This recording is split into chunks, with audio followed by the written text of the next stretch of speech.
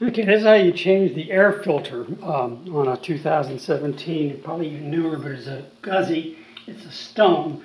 It's fairly straightforward. The manual says you're supposed to change them every 6,000 miles, which is, basically every oil change.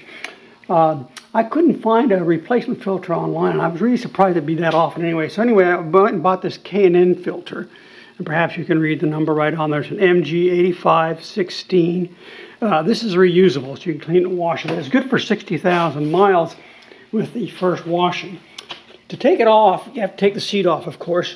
And there are 4 screws. There's one right here underneath this thing. It's kind of a bugger, so you decide whether or not you want to put that one back in.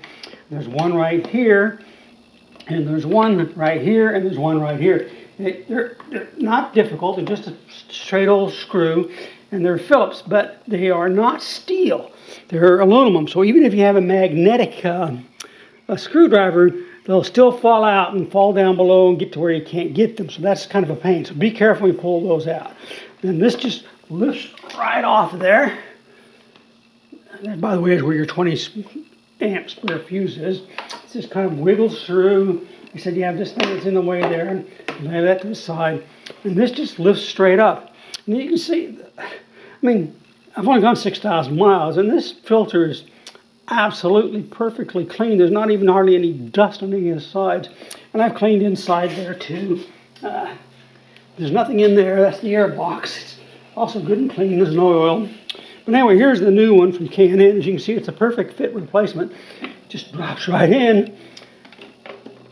Put that little box back on. And reinsert the 4 screws, and you're pretty much all done. Just going like that. I'm not going to put that one back in, since all it really is doing is holding on this little plastic thing in place. There's no stress on it. And that one's kind of a bugger to get to, so I'm only going to replace these 3 right here and call it good. But as I said, the K&N one seems to work really well. Put that back on. And you wouldn't, it's supposed to be good for 60,000 miles. Although it seems to me the original could have been left in a lot longer. But, it's under warranty, so I want to make sure I do everything right.